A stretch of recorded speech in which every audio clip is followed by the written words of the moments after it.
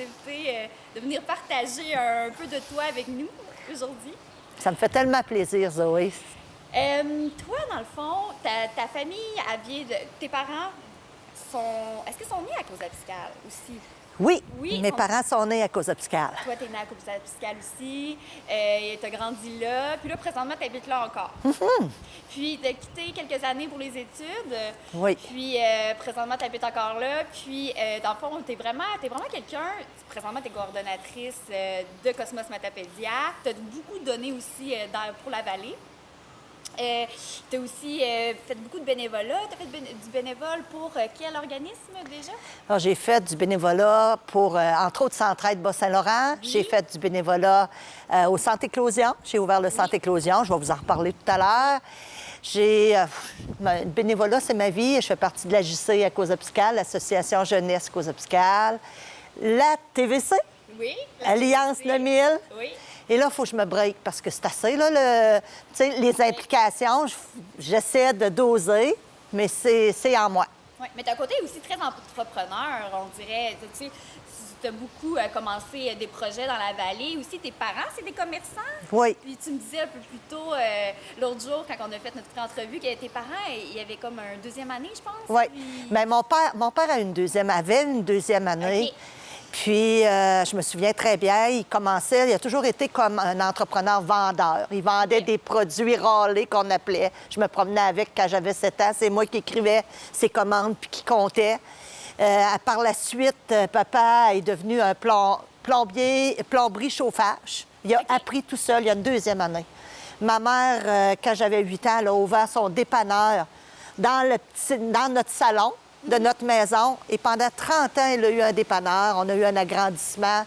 Puis elle a opéré ça pratiquement seule, le dépanneur. Ma mère a une 7e année. Donc, malgré le peu d'éducation, ils ont su se débrouiller et nous ont montré ça aussi, comment c'est important d'aller à l'école. Ça, ma mère puis mon père, ils souhaitaient vraiment qu'on aille à l'école, mais aussi qu'on peut se débrouiller malgré tout. Puis, Déjà super travailleur. C'est quoi le nom de tes parents, juste pour que peut-être le monde de la vallée ouais. puisse le lien? Mon père, c'est Jean-Marc Raymond. Il est décédé au début d'avril cette année. Merci beaucoup. Il avait 91 ans. Il a bien vécu. Ah, il a une belle vie. Oui, très belle vie. Et ma mère, Ghislaine Villeneuve, dans la famille Villeneuve de Causa-Piscale. Puis, c'est ça, des Raymond, des Pelles, c'est des pêcheurs. Donc, j'ai l'entrepreneur en moi, j'ai le monde de la pêche en moi. J'ai vendu longtemps des permis à saumon comme préposée à l'accueil pendant 10 ans. J'ai commencé ma job d'étudiant au kiosque touristique. Le tourisme, accueillir les gens, c'est très, très, très important. C'est beaucoup ça aussi qu'on retient de toi. Je pense que les gens de la vallée, c'est quelqu'un de super authentique, attachante. Puis pour moi, pour nous, tu étais une super de première invitée. Quand on parle du côté entrepreneur, c'est toi qui a commencé, qui a créé le centre d'éclosion en 97, après le décès de ta sœur en 96. Je pense que c'est de là que ça a commencé. Oui. Oui. J'ai le Centre Éclosion, tu sais, le Centre Éclosion était un endroit où on allait faire des spectacles avec les jeunes quand j'étais enseignante à la Polyvalente Forimont. Mais c'était pas un milieu de vie à ce moment-là. Et Jean-Guy Gendron, qui est un frère, un frère qui avait ouvert le Centre Éclosion pour faire des spectacles le soir, est parti ouvrir le Village des Sources à Sainte-Blandine. Et là, il m'a dit, Céline, il faut absolument qu'il y ait quelque chose pour les gens, puis on ne peut pas lâcher ça. Puis suite à ça, suite au décès de ma sœur, il y a eu plusieurs suicides à Causa-Piscale et j'ai travaillé fort pour ouvrir le Centre Éclosion comme un milieu de vie. Donc, c'est depuis 1997 qu'est ouvert le Centre Éclosion, qui est un milieu de vie. Je suis encore présidente. J'essaie de... S'il y a quelqu'un qui veut prendre ma place, là, je suis prête à la donner. Je veux. Tu sais, des bénévoles, c'est pas évident à trouver. Oui. Je reste là encore. Je pense que je vais être... Est-ce que tu avais ce désir-là ou déjà parce qu'on te sent beaucoup empathique. Avant le décès de ta sœur, est-ce que tu avais déjà un peu tout ça ou tu crois qu'après ce décès-là, ça t'a comme peut-être donné une petite... Écoute, je me suis toujours sentie interpellée par la souffrance des gens. OK. Par C'était naturel. Ça, c'est naturel. Depuis que je suis OK. petite, je vais aider les gens. Je me souviens, quand j'étais petite, à l'école, je défendais les gens qui avaient des besoins ou qui étaient intimidés. Ça, j'ai toujours fait ça toute ma vie. Mais disons que, comme enseignante, tu sais, j'ai été enseignante 14 ans de temps. Et j'ai enseigné l'anglais langue seconde. Enseignante, j'ai vu plein de jeunes. J'adorais ça. C'était au secondaire. Puis moi, les ados, là, je les aimais, là, tu sais, au bout. Et quand Sonia est décédée, en 96, je me suis dit, ça se pourrait que la personne qui a tué ma sœur, elle faisait partie des... Elle était sur les bancs d'école un jour. Ben oui. Tout le monde va à l'école. Ça a été un enfant comme... Ouais. Et là, je me suis dit, qu'est-ce qu'on peut faire? Ça n'a pas d'allure. Ça se peut pas que quelqu'un qui tue une personne, qui assassine comme ça, puisse être né un tueur, que c'était prévu dans sa vie qu'il ferait ça. Fait, qu'est-ce qui est arrivé? Et c'est ce qui fait... commencé aussi, tu as fait une maîtrise. Oui, de là, j'ai retourné à l'école à temps partiel. J'ai toujours retourné à l'école comme à temps partiel. Hein? Moi, j'arrêtais l'école, je recommençais. Je faisais ça sur le coin de la table les fins de semaine. Là, j'ai travaillé à temps plein. Mais oui, j'ai retourné faire une maîtrise pour savoir qu'est-ce qui peut amener quelqu'un. Je me disais, c'est la souffrance. C'est c'est ce que tu as vécu dans ta vie. Parce qu'on est finalement... Qu'est-ce que tu as compris? C'est on n'est pas tueur. Non, pour moi, non. C'est impossible. Voyons donc, la maman qui a son petit bébé dans ses bras, elle se dit pas, bien, c'est sûr qu'il va tuer quelqu'un. Tu sais, ça se peut pas. Tu sais, à moins que tu viennes d'un autre pays ou ce que ça, c'est très ancré. Je ne sais pas, mais j'ai de la misère à... Non. Ouais. Non, un enfant, c'est pur. Oui. Un enfant, c'est pur. Alors, c'est un peu ça qui m'a amené à dire, premièrement, j'avais besoin de thérapie aussi. Fait que lire beaucoup, chercher. Et là, par la suite, j'ai eu l'opportunité de devenir directrice d'école. Puis j'ai été directrice au secondaire, mais aussi au primaire. Puis au primaire, je trouvais que c'était là que tu pouvais regarder, aider l'enfant, la famille, avoir des bons liens avec eux, s'ils ont des besoins de services, d'aide. Oui, et aussi, tu me disais, je trouvais ça intéressant, que malgré, parce qu'il y a beaucoup de souffrance, il y a beaucoup de colère, je présume, quand on vit le décès de sa sœur, on va parler un peu plus tard, juste pour être sûr que les gens se mettent en contexte, comment ça s'est passé. Mais aussi, toi, tu pensais aussi à la famille de la personne qui a tué ta sœur. Oui, parce que je me disais, il faut penser que nous, c'est ma sœur qui est partie. Oui. Mais quand on pense à la famille de l'assassin, eux, ils n'ont pas... c'est pas un rêve, là, d'avoir un frère, d'avoir un enfant. Tu sais, c'est des dommages collatéraux à tous les points, dans les familles, pour tout le monde. Et ça, j'ai réalisé ça beaucoup par après. Je te dirais pas la première année, mais par après, là, ça a été beaucoup... Ça me faisait de la peine pour eux. Mais oui, c'est sûr. C'était comme... tu sais, t'étais stigmatisé, là.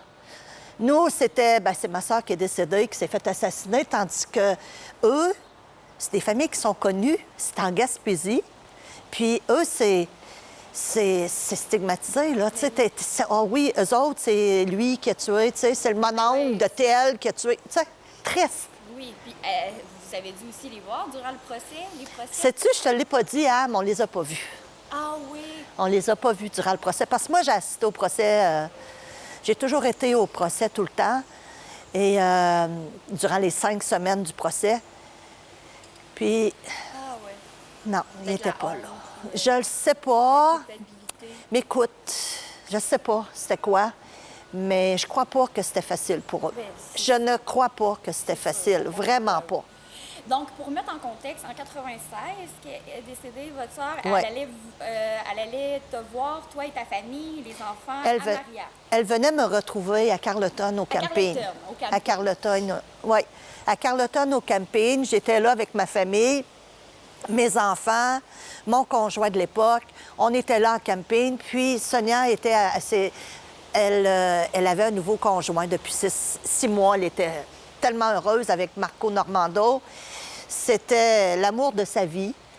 Puis, dans cette fin de semaine-là, lui, il résidait, bien, ses parents résidaient à Maria. Ils avaient un mariage le samedi. Donc, elle était arrivée le vendredi, il y avait eu une soirée pré-mariage. Le samedi, elle était venue me porter des effets comme des chaises de camping et tout. Puis on avait jasé, puis elle était pressée à se retourner parce qu'elle avait dit à Marco, bien, je vais revenir vers 3 heures. Mais elle n'est pas revenue vers 3 heures. Donc, elle a été assassinée à 3 heures, vers 3 heures, le 27 juillet 96. Elle était sur le bord de l'eau. Sur le bord de la mer, oui. C'est ça, elle aimait, comme que vous m'avez dit, elle aimait le soleil et tout, elle Oui. était sur le bord de l'eau. Puis la personne qui l'a assassinée est venue lui parler. Oui, il est venu lui parler, puis il a décidé de l'assassiner. Il a décidé de l'assassiner, c'est comme ça. Vous l'avez su durant la nuit? Comment ça a pris tard avant que... À 5 heures le soir, Marco, il cherchait ma sœur, puis il est venu me trouver au camping. Puis je lui ai dit, c'est sûr qu'elle est sur la plage. Elle a tombé sans connaissance parce que Sonia, des fois, elle faisait des baisses de pression. Donc, moi, c'était clair qu'elle était sur le bord de l'eau. J'aime tellement le soleil, elle est sur le bord de l'eau, elle vient de me quitter, tu sais. Ça se peut pas, Marco. Et en descendant, en allant de Carleton à Maria, on a vu une filée de chars. Et là, on savait qu'il y avait quelque chose. On savait qu'il y avait quelque chose. On le sent pour nous. Est-ce qu'on le sent? Ah oui, on le sent. On le sent. Quand je suis arrivée, il y avait un auto de police. Je me suis mis à courir. J'ai rentré. Il a dit, qui vous êtes, madame? Je suis la sœur à Sonia Raymond. Rentré. Marco était à côté de moi dans l'auto de police. Puis je savais qu'elle était décédée. J'ai dit, dites-le, moi, je sais qu'elle est morte. C'était clair. Il y avait... Et puis là, j'en parle. C'était une intuition. Il a dit oui, le policier, et j'ai regardé en haut dans les airs. Et ce que j'ai vu, vous savez, c'était... Tu sais, c'était sur le bord de la mer, là. C'était comme un genre de quai, là, sur le bord de la route 132. J'ai regardé en haut dans les airs, dans le ciel, et il y avait un arc-en-ciel. L'arc-en-ciel, on en parle maintenant, mais nous, l'arc-en-ciel, pour nous, c'était... l'espoir, la lumière. Et je lui ai dit, va-t'en, reste pas ici. Puis on ne savait pas de quoi qu'elle était morte, là.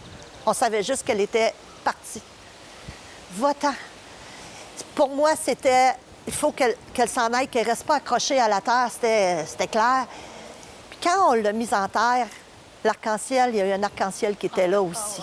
Et l'arc-en-ciel nous a suivis à plusieurs étapes de notre vie, durant tout le processus. Parce qu'en 2014... Là, tout le long, il faut le dire, vous vous doutiez c'était qui. Oui. En 2014, les policiers ont commencé leur enquête. Ils avaient commencé leur enquête bien avant, mais les policiers ont toujours douté qui était l'assassin. Mais par la suite, en 2014, il y a eu une opération d'infiltration policière qu'on appelle Mr. Big. Oui. Ça a duré pendant 6 mois pour finalement... que l'assassin, Réal Savoie, avoue avoir tué ma sœur et comment il l'a fait. Donc, vous aviez la preuve. Il y avait la preuve. Maintenant, il fallait qu'il présente à l'opération, à l'enquête préliminaire en 2015, puis en 2017, lorsque l'enquête préliminaire a été faite, puis on dit c'est recevable, il y a eu un procès avec jury à New Richmond pendant 5 ou 6 semaines. La première semaine, je ne pouvais pas y être parce que j'étais un témoin. J'étais là... Ça a commencé en 2015, je pense. L'enquête préliminaire 2015 et 2017, le procès. C'était terminé. Oui, après le procès, ça s'est terminé. Il est en prison maintenant pour encore longtemps. Bon. Encore longtemps. Il ne pourra pas faire de mal à d'autres personnes. C'est surtout ça à lequel on pense. Oui, je suis vraiment contente pour vous aussi que c'est... Oui. Au moins, c'est tourné. Oui. Le livre est fermé. Oui. Maintenant, vous pouvez au moins être en paix par rapport à ça. Oui. Puis pour finir, aussi, vous vouliez parler un peu peut-être de santé mentale. Oui. Oui. Non, ce que je disais, tu sais, Zoé, puis la plupart qui m'ont côtoyée dans mon rôle de directrice d'école aussi, ils ont vu, j'ai eu des... Tu sais, j'ai fait beaucoup de choses dans ma vie. J'ai toujours travaillé fort, donné beaucoup. Mais à un moment donné, tu sais, le physique est fort, le mental est fort. Mais à un moment donné, le physique, en 2004, a lâché au niveau de la glande thyroïde. J'ai eu un dysfonctionnement total. Là, j'ai recommencé à travailler, 2, 3, 4 écoles. Et là, tu redonnes ça et tout à coup, ça a été le mental. J'ai fait un burn-out qui a duré au moins 6 mois et après, j'ai été très, très fragile. Il a fallu que je fasse attention. Tu sais, autant de personnes peut être forte, Oui. autant on peut être aussi fragile et vulnérable. Oui. Et souvent, je disais aux gens, quelqu'un qui faisait une dépression, qui avait des troubles d'adaptation, qui a un problème de, je sais pas, de bipolarité ou quoi, mais ça se peut que tu sois obligé de vivre avec ça, mais faut apprendre à vivre avec ça, puis ne pas t'empêcher de faire des choses pareilles. Oui. Prendre les médicaments. J'ai pris des antidépresseurs pendant 1 an. C'est pour ça que la santé mentale, pour moi, c'est important. De ne pas être gêné de ça. De ne pas être gêné de ça. Et par après, il faut beaucoup prendre soin de soi. J'ai été en ostéopathie, en massage, en reiki. J'ai fait psychothérapie. Il faut aller chercher de l'aide. Manger bien, mais des fois, on oublie le mental. Il ne faut pas l'oublier. Il ne faut pas l'oublier.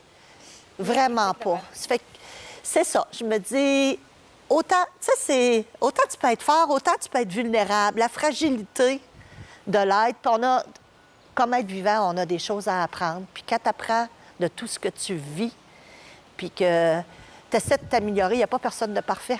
Non, personne de parfait. Personne de parfait. Puis moi, je souhaite juste du bien. Puis pour moi, c'est la mort. La vie sera toujours plus forte que la mort. L'amour est plus forte que la haine. Oui. On ne se nourrit pas de haine et de colère, même si des fois, moi aussi, j'en ai, là. Bien oui, tout le monde.